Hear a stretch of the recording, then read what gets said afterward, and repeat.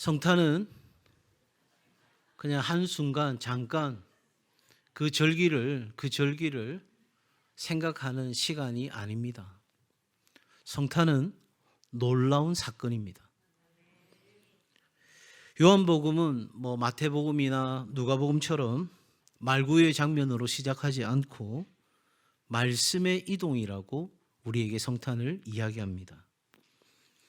말씀이 육신이 되어 우리 가운데 오셨다 하는 것입니다. 그러니까 하늘에서 땅으로의 결정적인 강림으로 이 성탄을 요한은 설명하고 있습니다. 말씀이 육신이 되어 우리 가운데 거하심에, 이 14절의 말씀은 성탄의 본질을 가장 깊이, 가장 강력하게 선포하는 말씀입니다. 우리는 오늘 이 말씀을 통해서 이 성탄절 아침에 4가지 질문을 생각해 보고자 합니다.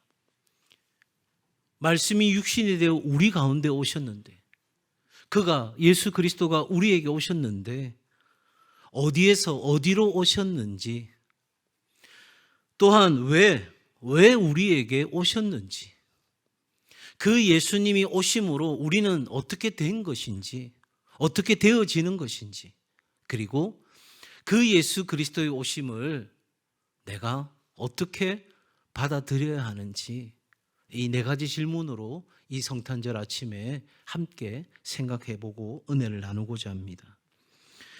먼저는 예수님은 어디에서 어디로 오셨을까? 한번 같이 할까요? 하늘의 영광에서 인간의 삶 한가운데로. 그렇습니다. 오늘 14절 상반절에는 말씀이 육신이 되었다라고 이야기합니다. 여기서 말씀하시는 이 로고스, 말씀은 하나의 그냥 말이 아니라 창세 이전부터, 이 세상이 만들어지기 전부터 하나님과 함께 계신 존재, 다시 말하면 우주를 존재하게 하신 하나님, 그 하나님이 자기를 우리에게 드러내시는, 계시하시는 말씀인 거예요. 그러니까 말씀이라고 하는 것이 그냥 하나의 우리가 흔히 말하는 말, 이야기, 이 차원이 아니라 하나님의 그 존재 자체인 거예요. 그리고 그 존재는 이 세상이 만들어지기 전부터 존재하셨고, 그 존재가 이 세상을 말씀으로 창조하신 거예요. 여러분, 그 말씀이신 하나님이, 스스로 존재하시는 바로 그 하나님이 육신을 입고 이 땅 가운데 오셨다? 다시 말하면 인간의 연약함과 인간의 제한성과 인간의 고통을 포함한 완전한 인간성을 입고 우리에게 오셨다라고 성경은 말씀합니다. 예수님은 사람의 옷을 잠깐 입었다가 벗어버린 분이 아니세요. 전능하신 하나님이, 모든 것을 아시는 하나님이 인간의 제한적인 그 조건 안으로 들어오신 거예요. 스스로 자기를 비워 종의 형체를 가지고 우리 가운데 오신 거예요. 말씀이 육신이 되어 우리 가운데 거하신다고 하는 이 말은, 이 거하심이라고 하는 단어는 장막을 치다, 텐트를 치다 하는 의미예요. 그러니까 우리가 출애굽기 그 광야를 걸어가면서 그 성막 가운데 임했던 쉐키나, 성막의 그 영광을 연상시키는 단어이기도 하죠. 그러니 여러분, 예수님은 어디에서 어디로 오셨는가? 그 하늘 영광을 버리시고 인간의 삶 한복판으로 들어오셨는데, 그 인간의 삶이 뭔가 그럴싸하고 충분히 그 하나님의 영광을 담을 만한 그런 그릇이 전혀 아닌 거죠. 도무지 들어오실 수 없는 그 자리에 들어오신 거예요. 예수님께서는 멀리서 인간을 구경하려고 우리에게 오신 것이 아니에요. 사람들이 어떻게 사는지 한번 살펴보자. 팔짱 끼시고, 그래, 여기는 이렇게 사네, 저기는 저렇게 사네, 그렇게 구경하시려고 우리 가운데 오신 것이 아니에요. 하늘의 영광, 그 보좌를 버리시고 우리의 삶의 자리 한가운데 아파하고 슬퍼하고 고통하고 여전히 염려하고 근심하고 걱정하고 불안하고 두려워하는 그 인생의 자리에 우리 예수님이 들어오신 거예요. C.S. 루이스는 이것을 가리켜서 이렇게 표현합니다. 성육신, 우리 가운데 오신 그 예수님의 탄생은 하나님께서 인간을 구원하기 위해 지불하신 가장 값비싼 대가라고 말합니다. 그러니까 여러분, 예수님이 우리에게 오셨다는 것은 그냥 심심풀이 땅콩이 아닌 거예요. 그냥 누구나 소풍 가듯이 즐겁게 할 수 있는 것이 아니에요. 가장 값비싼 대가를 지불하고 우리에게 오신 거예요.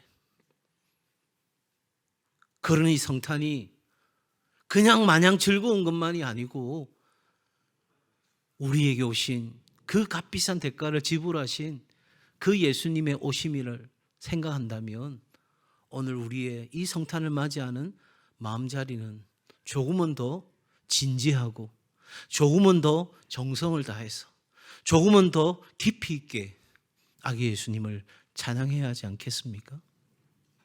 자, 그러면 왜 오셨느냐는 거죠.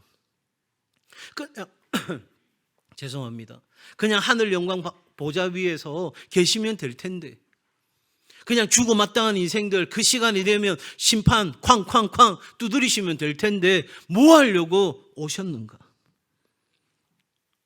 한번 같이 합시다. 은혜와 진리를 우리에게 주시기 위해. 1장 14절 하반절에 이렇게 이야기하고 있습니다. 우리가 그의 영광을 보니 아버지의 독생자의 영광이요 은혜와 진리가 충만하더라. 17절 율법은 모세로 말미암아 주어진 것이요 은혜와 진리는 예수 그리스도로 말미암아 온 것이라. 예수님이 우리에게 오시는 이유는 뭐냐? 우리에게 은혜를 주시기 위해, 우리에게 진리를 가르치시기 위해 오셨다는 거예요. 은혜가 뭡니까? 이 카리스, 그것을 받을 자격도 그것을 갚을 능력도 없는 우리에게 베풀어 주는 하나님의 호인 거예요. 우리의 자격됨이 있는 것이 아니에요. 우리는 그걸 받을 만한 자격이 전혀 없어요. 그런데 하나님께서 우리에게 은혜를 베푸시기로 결정하시는 거예요. 진리는 뭡니까? 여러분, 알레테이아라고 하는 이 단어는 우리의 무지를 깨트리기 위해 숨김없이 드러난 하나님의 실체를 말합니다. 그러니 이 무지한 인생들이 여전히 어둠 가운데 살아가고 절망하는 인생 가운데 예수 그리스도께서 오심으로 우리의 무지를 깨트리시고 하나님이 우리를 향한 은혜 베푸시기를 원하시는 그 하나님의 사랑과 하나님의 그 놀라운 주시는 생명을 받아서 온전하게 살아가는 그 진리를 깨달을 수 있도록 우리 가운데 예수님이 오신 거예요. 그러면 사람들은 진리를 몰랐나요? 사람들은 그 당시 율법을 통해서 하나님의 기준을 알았습니다. 그 율법을 통해서는 깨달은 것이 죄의 깨달음입니다. 아, 내가 죄를 지었구나. 내가 죄인이구나. 동시에 여러분, 그 사람들에게는 낙심과 절망이 기다렸어요. 왜냐하면 우리의 노력으로는 그 율법을 다 지켜 행할 수 없기 때문에, 우리의 연약성을 가지고는 그 율법대로 온전히 살아갈 자가 아무도 없기 때문에, 여러분, 이 율법, 내가 갖고 있던 진리라고 하는 것은 결국 내가 죄인이라는 사실을 깨닫게 했고, 그 죄인이라는 사실을 깨달으면서 이 문제를 해결할 길이 없다는 사실을 발견하게 되는, 다시 말하면 무언가 다른 차원이 필요하다는 것을 깨닫게 하는 그 현실에 있어서의 진리인 거였어요. 바로 그들에게 아기 예수님은 하나님의 마음을 보여주시는 거예요. 하나님이 그 율법을 주신 이유, 그것은 다름 아니라 하나님께서 우리에게 베풀어 주시는 하나님의 긍휼 속에 있는 율법인 거예요. 하나님의 은혜 속에 있는 율법인 거예요. 무엇보다 여러분, 예수 그리스도께서 우리 가운데 오심으로 그 은혜와 진리를 온전히 드러내시는, 예수님은 우리를 정죄하려고 오신 분이 아니에요. 너 이대로 살지 못하지? 그러니 내 너 가만두지 않을 거야. 너 이렇게 사는데 나한테 나올 수 있어? 그럴 수 없어. 이게 아니에요. 누구라도 오라고. 내가 너희의 수고로움과 무거움의 그 짐을 내가 다 지고 갈 테니 누구라도 내게로 오라고.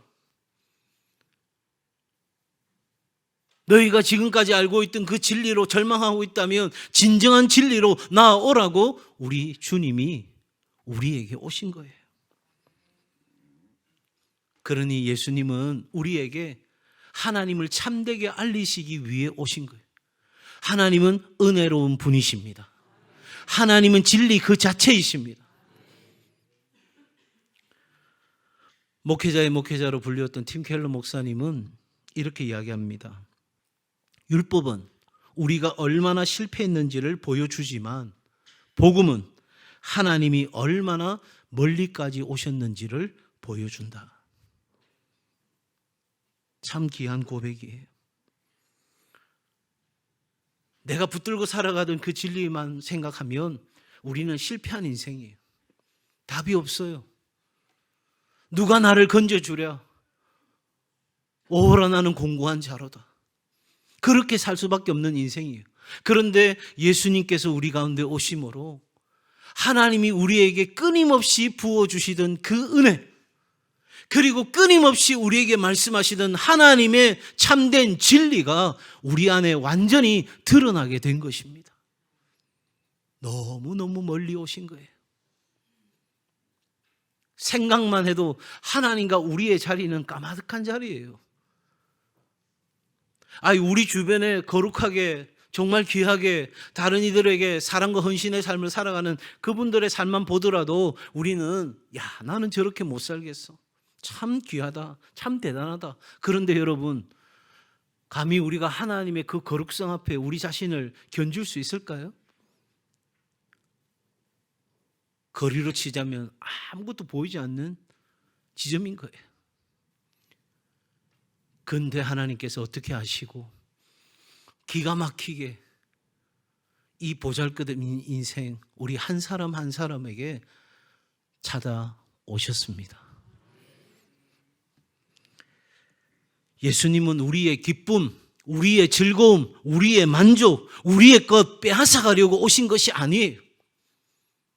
예수님은 우리에게 네가 움켜잡고 있는 거 손을 펴서 내려놓으라고 말씀하시죠. 그래서 많은 이들이 은혜와 진리 가운데 우리에게 오신 예수님을 붙잡지 않아요. 왜? 내게 더 모함이 드니까. 내가 잡고 있는 것이 더 나를 기쁘게 할 것 같으니까. 여러분 기억하십시오. 그 멀리서 은혜와 진리를 우리에게 주시기 위해 오신 예수님은 우리의 것을 빼앗는 분이 아니라 우리의 손에 움켜진 것을 내려놓게 하시고 우리에게 생명과 참된 평안을 주시는 분인 줄로 믿습니다. 자, 그러면 세 번째 질문이 가능해지겠습니다. 그러면 예수님께서 오심으로 우리는 어떻게 되었는가 하는 거예요. 어떻게 되는가? 한번 같이 합시다. 버려진 자에서 하나님의 백성으로. 오늘 16절 말씀에 보면 우리가 다 그의 충만한 데서 받으니 은혜 위에 은혜로라. 하나님은 충만하신 존재예요. 넘치시는 존재예요. 그러니까 여러분 이 잔이 그냥 이 정도 선에서는 충만하다 말하지 않아요. 이 잔이 넘치는 거예요. 다시 말하면 하나님의 은혜는 끊어지지 않아요. 하나님의 은혜는 계속되어집니다. 하나님의 은혜는 우리의 삶 가운데 겹겹이 쌓이는 거예요. 하나님의 은혜는 멈추지 않고 우리 가운데 계속해서 부어지는 것입니다. 그러니까 하나님께서 우리에게 예수 그리스도를 통해서 그 충만하신 가운데서 은혜 위에 은혜를 계속해서 부어주시는데 그 은혜를 받아 누리는 우리는 어떤 인생을 사느냐? 여러분 베드로전서 2장 9절과 10절입니다. 우리 같이 읽겠습니다. 시작. 그러나 너희는 택하신 족속이요 왕같은 제사장들이요 거룩한 나라요 그의 소유가 된 백성이니 이는 너희를 어두운 데서 불러내어 그의 기이한 빛에 들어가게 하신 이의 아름다운 덕을 선포하게 하려 하심이라. 아멘. 9절 말씀 한번 띄워주시겠어요? 9절만. 여러분, 예수님께서 우리 가운데 오심으로 우리에게 은혜와 진리로 충만케 하시는 그 역사로 우리가 어떤 변화가 일어나느냐? 첫 번째, 우리는 택하신 족속이에요. 하나님의 가족이 됩니다. 왕같은 제사장, 하나님의 선한 일꾼이 됩니다. 거룩한 나라, 하나님의 대안적 삶을 살아가는 거룩한 공동체가 되어집니다. 그의 소유된 백성, 하나님의 선물 같은 보석 같은 존재가 되어지는 거예요. 누구로 말미암아? 우리에게 오신 예수 그리스도로 말미암아 전혀 그렇게 살 수 없는 인생들이 그렇게 살 수 있게 되는 거죠. 그런데 베드로 사도는 여기서 결정적인 선언을 하나 합니다. 뭐라고 말하냐면, 전에는 백성이 아니더니 이제는 하나님의 백성이요, 전에는 긍휼을 얻지 못하더니 이제는 긍휼을 얻은 자라. 전에는 그렇게 살 수 있는 존재가 아니었어요. 전에는 내가 가진 것 가지고 하나라도 더 있으면 행복해하고 하나라도 더 없으면 불안해하고 그렇게 전전긍긍하고 살아가던 내가 이제는 예수 그리스도의 오심으로 완전히 다른 인생을 살게 된 거예요. 오늘 새벽에도 말씀드렸지만 세상은 높아지려 합니다. 세상은 더 많이 가지려고 합니다. 세상은 더 많이 자기 것을 가져야 행복하다고 생각합니다. 그런데 예수님은 우리에게 낮아지심의 삶을 보여주십니다. 어디까지? 십자가, 바로 그 혐오와 멸시와 부끄러움의 자리까지 내려가는 그 삶이 우리에게 필요하다는 것을 예수님은 몸소 우리 가운데 보여주시는 거예요. 그래서 어려운 거예요. 그래서 예수 믿는다는 건 쉬운 일이 아닌 거예요.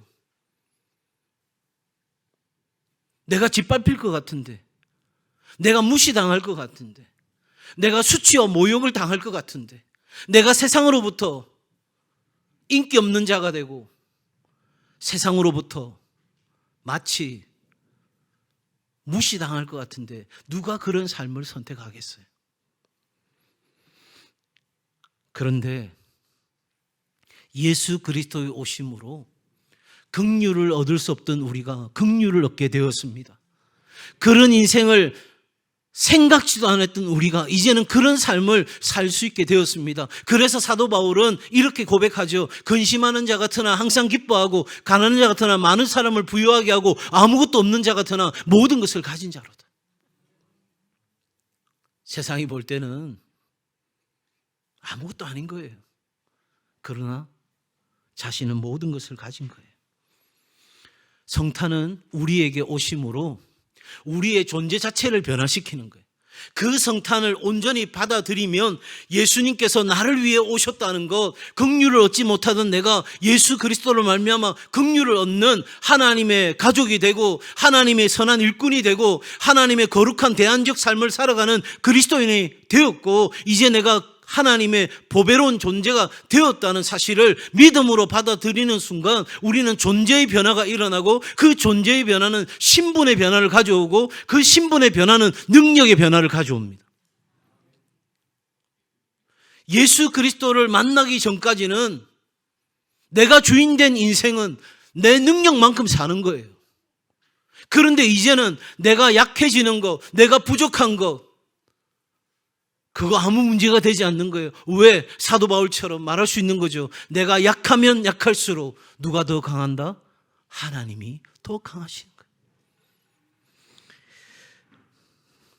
그러므로 여러분, 우리는 다시 어둠으로 기어 들어갈 존재가 아닌 거예요. 사랑하는 성도 여러분, 이 성탄절 아침에 우리를 어두운 데서 불러내어 기이한 빛에 들어가게 하셨는데 다시 어둠으로 기어 들어가는 어리석고도 어리석은 삶의 길을 선택하지 마시기를 바랍니다.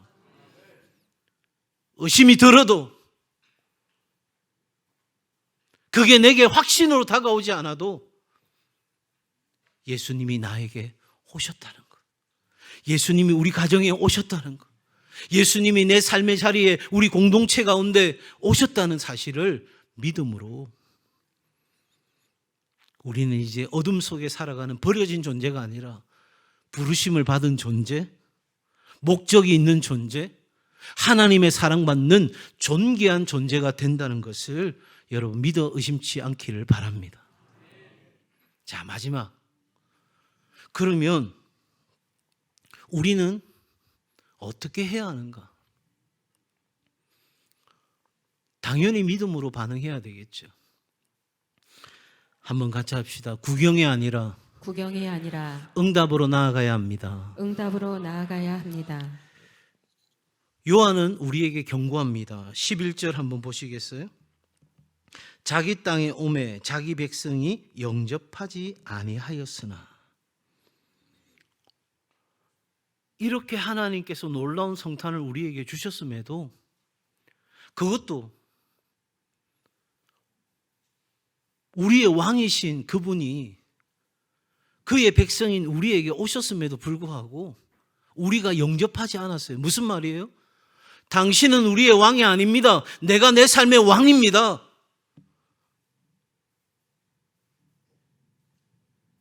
내가 왕자를 차지하고 있는 거예요. 내가 주인이 아닌데 내가 주인인 것처럼 사는 거예요.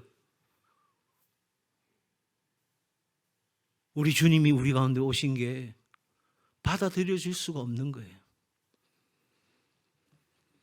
그런데 요한은 우리에게 동시에 귀한 약속을 줍니다. 12절 우리 같이 읽겠습니다. 12절 시작. 영접하는 자 곧 그 이름을 믿는 자들에게는 하나님의 자녀가 되는 권세를 주셨으니. 아멘. 2025년 성탄절은 우리에게 결단을 요구합니다. 여전히 아기 예수님을 영접하지 않고 살 것인가? 여전히 내 삶의 주인이 내가 되어져서 내가 그 왕자를 차지하고 나의 만족과 나의 기쁨과 나의 즐거움과 나의 영광과 내가 원하는 삶을 추구하면서 살아갈 것인가? 아니면 예수 그리스도를 영접함으로 예수 그리스도는 나의 왕이십니다. 예수 그리스도는 나의 주인이십니다. 예수 그리스도가 내 삶의 기준입니다. 예수 그리스도가 내 삶의 가치관입니다. 예수 그리스도가 내가 세상을 바라보는 관점입니다. 사랑하는 여러분, 이 성탄절은 우리에게 진지하게 묻고 있습니다. 말씀에서 받아들인다는 것은 단순한 지적 동의를 말하는 게 아니에요. 아, 그렇죠. 1 더하기 1은 2죠. 맞아요. 그 차원이 아니에요.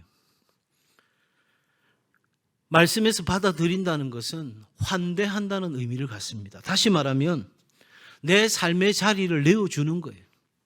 손님이 왔을 때 환대한다는 것은 기꺼이 내 집 안방을 내어주는 거예요. 내가 먹어야 할 것을 내어주는 거예요. 이 시간 여러분이 주인이 되어 살아가던 삶의 자리를 우리 아기 예수님께 내어줌으로 우리의 삶의 환대가 하나님께 보여지고 드려지는 은혜가 있기를 바랍니다.